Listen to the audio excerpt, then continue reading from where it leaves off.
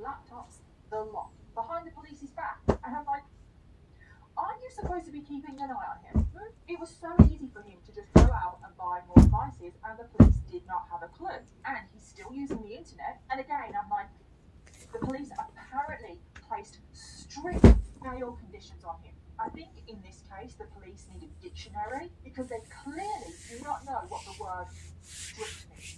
So because Alex is still using the internet and because he still has devices, he carries on offending. And I really want to pull my hair out right now because whilst Alex is on bail, over that period, the police search his home 3 more times. But apparently they do not catch him doing anything. And unbelievably, this now goes on for another 2 years. Alex is constantly being investigated. He's actually arrested for a second time, but again, nothing is done. And it is even said that since his first arrest, the depravity of the sex acts that Alex was now demanding of his victims was just getting worse and worse because apparently Alex was waiting for everything to come crashing down on him. So he just thought, why not? Let's just get worse and worse and see how far I can push these victims. And it just really makes me angry because there have already been so many victims in today's case, but if the police had just done their job, if they had just watched him closely, it would have all ended in 2016. So much heartbreak and devastation could have been avoided, but because Alex just seemed to get away with all of this, his crimes and the consequences of his crimes now continue to get worse. Because now Alex's actions and his crimes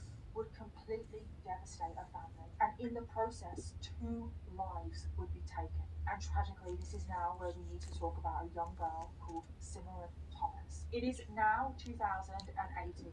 That fucking young. Thomas was 12 years old. She lived in West Virginia, USA, with her mom and dad and her siblings. She played the violin. She loved elephants. She loved spending time with her friends and family. It's said that she just came from an ordinary American family. The family lived in a remote farmhouse in the hamlet of Brewster Mills, which had a population of less than 80. She had a close friend called Ashton who lived just a block away from her, and they met in middle school and they spent so much time together. They had fond memories of riding the school bus together, visiting each other's houses all of the time, just generally hanging out. They were the closest of friends. And another thing that Simran loved to do was to use Snapchat. And she used it all of the time to Here's where the problem comes in. talk with her friends. And on the 6th of May 2018, this is when Simran was contacted by Alex. You need to be shot in the balls, the head, and the heart. Incredibly quickly. Alex contacted Simran using the username Sarah131X. He told Simran that he was also a young girl of the same age, and they started chatting. Alex used the same tactics. He befriended Simran. He started complimenting her on her appearance, flattering her with comments on her body, until eventually, just 15 minutes into the conversation, Alex coerced poor Simran into sending him a topless photo of herself, as well as a video of her digitally penetrating herself. And once Alex had these images and the video, he revealed his true identity, that he was a predator. He started blackmailing her, telling her that if she didn't... This is why men are disgusting. Not all, but most. Explicit material that he had on her online for everyone to see. And this conversation carried on for the next 1 hour, 45 minutes. I can't even imagine the emotions, the stress, the anxiety, the panic that Simran was going through throughout that whole conversation. And throughout that nearly 2-hour conversation, Alex demanded multiple explicit images of Simran. He ordered her to pose in a variety of different positions, both with her in her underwear and also naked. He also ordered her to perform humiliating and degrading sex acts. He forced her to repeat sexually degrading phrases back to him, and he also ordered her to urinate and defecate. And by the end, all the above on this one, good God.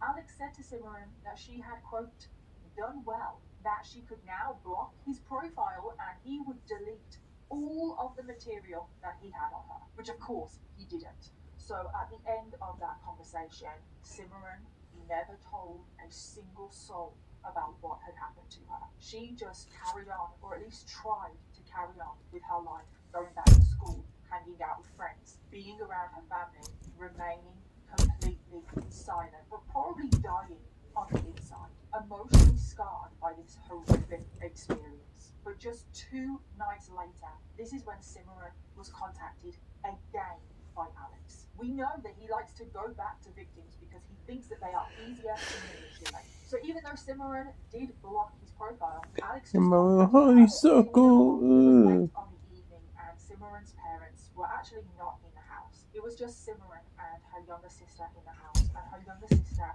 is only 9 years old. So That's Alex fucked. sent the first message, and Cimarron The fact that these kids are so young, parents need to pay more attention. The last time, that it wasn't satisfying enough for him. Alex now said that if she wanted him to delete all of the material that he had on her, she had to play with him one more time. Cimarron said no, she didn't want to do this anymore. But Alex, of course, he said that he didn't care, and if Cimarron didn't, quote, play with him one more time, he would send all of the sexually explicit images and videos to her father. Cimarron was incredibly distressed and upset, and she begged for Alex to just... They're gonna be sick. This shit is making me uncomfortable. Quote, dry your eyes. He showed no mercy. He just saw her as the perfect victim, and he was not going to leave her alone. So yet again, she was blackmailed into performing degrading sex acts. She was forced to send more pictures. It is clear from the messages that she was sending, she was incredibly distressed throughout the whole thing. I again just want to remind you of her age. She's only 12 years old. Alex then asked her if she had a brother, which Cimarron replied no. So then he asked her, does she have a sister? And Cimarron replied yes. So she should have said no. Demanded that Cimarron go and fetch her younger sibling and involve her in the sexually explicit acts as well. And Cimarron said no.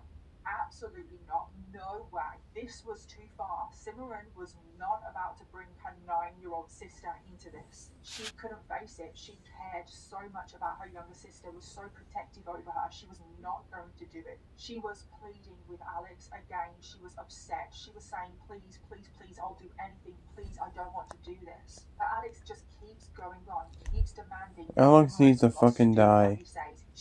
This is ridiculous. Explicit sexual images. And this went on for 30 minutes of Alex constantly demanding her to bring her sister in. Cimarron was becoming more and more distraught, more overwhelmed, and Alex just kept repeatedly saying, you need to do this. You need to take explicit sexual photos with your sister.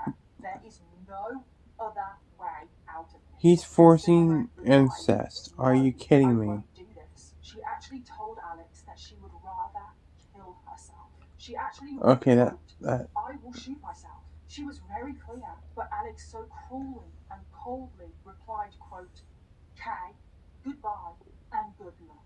He actually told Cimarron that she had 30 seconds to decide what to do. Was she going to include her sister in the sexually degrading images and videos, or was she not going to do it? And then Alex was about to send all of the material that he had on her to her father. 30 seconds. He actually started a countdown. He counted down from 30 this to sick 0, fucking and he said, time's up. putrid. He would post the material that he had on her all over the internet, and her father would be the first one to receive them. She only had 1 minute to include her sister, otherwise he would go through with his threats. Cimarron did not reply, and Alex was just there, waiting. And then after a minute was up, Alex said, quote, a minute is up. Well, ... And then just 33 minutes after the conversation first started, those were the last words on the chat. Because tragically, just over 3 minutes after that conversation ended, Cimarron walked into her parents' bedroom, went to the bedside drawer, pulled out her father's handgun, and shot herself in the head. Jesus Christ! My 9-year-old sister heard the gunshot, but she actually thought that it was a balloon popping, and she ran into her parents' bedroom. And this is when she found her sister lying on the floor. Megan, circus baby, come here. Pouring from her head.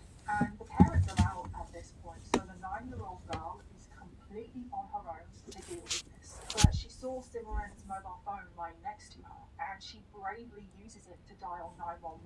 And the operator on the other end of the phone phone said to the 9-year-old girl to fetch a neighbor, which the younger sister she did. I can't even imagine the trauma of walking in and finding your sister lying there with a gunshot wound to the head and having to take on the responsibility that she probably felt to save her sister's life. She ran to get a neighbor. He then ran over to try and help in any way that he could. He ran over to Simran and he took over on the 911 call. And the audio from the 911 call can be heard online. However, we can only hear the operator. You cannot hear the voice of the neighbor on the other end. And even though you can only hear the operator, it is such a distressing 911 call.